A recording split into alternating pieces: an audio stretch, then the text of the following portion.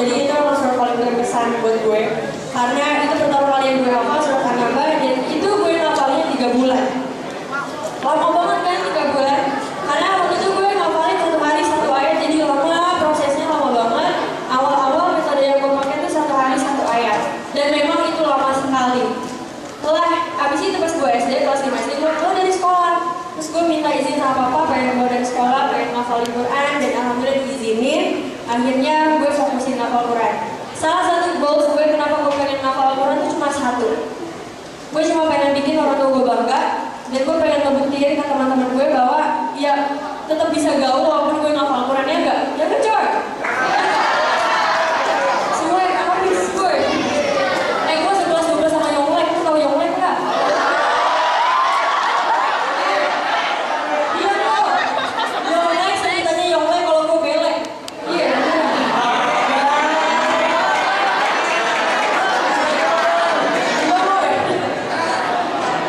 Jadi gue tetap ngapal Quran, gue gaul tapi tetap batas wajar, gue. Kalian semua suci, gue beri pahala, gue.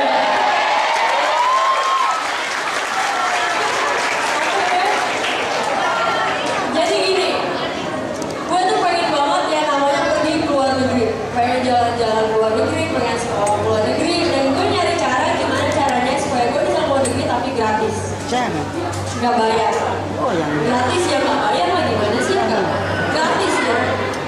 Lalu gue cari cara gimana? Kalau misalnya ada orang yang gue, wih, lu mah fine-fine aja, lu mau keluar negeri gratis juga bisa, bokap lo, nyokap lo, keluarga lo, bla bla bla bla bla. Itu salah. Itu salah. Ada untuk masuk ke sana itu ujiannya 5 jam. Tes lisan, tes pendengaran, tulis dan segala macam. Itu gue di sana dan itu super berat, super berat. Dan gue nggak paham, gue nggak ngerti apa yang diujiin, tapi gue berdoa ya Allah, bikin ini pulpen, bikin ini pensil, gerak sendiri. Jadi ini bukan gue yang jawab, nggak tahu siapa yang jawab. Sebelum gue megang pulpen ya, ini penting ya buat kalian, kalau kalian pengen ujian begini caranya. Dengar ini, mau nilai bagus nggak?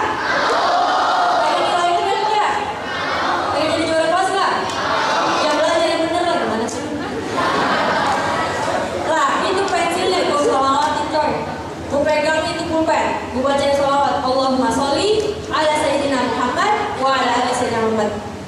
Ya Allah, bikin di pulpen gerak sendiri, bikin dia jawabannya benar. Kalau saya jawabnya salah, benerin.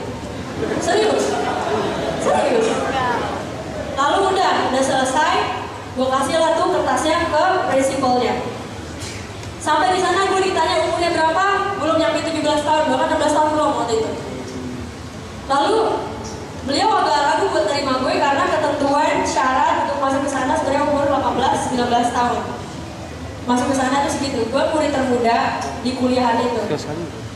Lalu gue minta izin sama prinsipalnya, gue bisa buktiin kalau gue bisa. Umur itu bukan masalah, yang penting otaknya. Ya walaupun belum sih. Ya, gue ngebuktiin gitu ke prinsipalnya bahwa insya Allah gue bisa, insya Allah gue menyanggupi apapun yang bakal diujiin. Akhirnya semua ujian udah dikasih ke gue, dan lo tahu apa yang terjadi.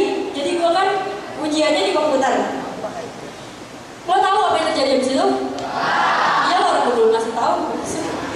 Jadi abis gue isi di komputer, gue dipanggil ke ruang prinsipalnya buat ngeliat hasil ujian gue. Dan ini luar biasa, ini keajaiban Allah. Saat gue ngeliat kertasnya, salah semua isinya.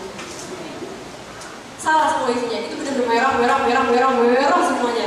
Terus gue diem, berarti bener ya kalau gue belum on. Serius? Gak boleh nyerah gitu. Akhirnya gue minta izin sama prinsipalnya, gue pengen ujian lagi tapi kali ini gak pakai komputer. Gue bilang, itu mau komputer aja, dia bilang usah. Iya beneran, gue nyalain komputernya. Lalu gue bilang, kenapa kita nggak face to face aja, ujian langsung di depan mata gitu. Jadi ujian-ujian yang tertera di komputer dibacakan oleh prinsipalnya, lalu gue jawab di depan beliau. Dan yang terjadi apa? Gue diterima. Gue diterima lalu dengan hinaan dari teman-teman, karena gue gak sekolah jadi mereka ngeledekin gue, Will, lo mau kerja di mana kalau gak punya ijazah? Will, lo mau kuliah di mana kalau lo gak punya ijazah? Will, lo gini, kalau lo masalah ntar gimana? Gue nanya sama dia, gue kesel banget, gue diomongin kayak gitu, gue kesel, jujur aja.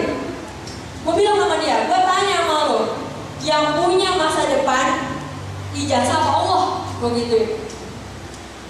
Ya Allah sih, tapi kan ijazah juga penting kata dia. Sekarang gini, kalau gue sekolah mati-matian cuma demi ijazah, itu gue salah bos, salah. Gue ke sekolah itu buat nyari ilmu sama berkah dari guru, bukan buat ngejar nilai. Jadi kalau misalnya waktu itu gue dapat nilai jelek, bokap nyokap tuh gak pernah marah sama gue. Karena apa? Karena bukan nilai yang gue tuju, bukan ijazah yang gue tuju, tapi berkah dari taat kita sama guru yang gue tuju.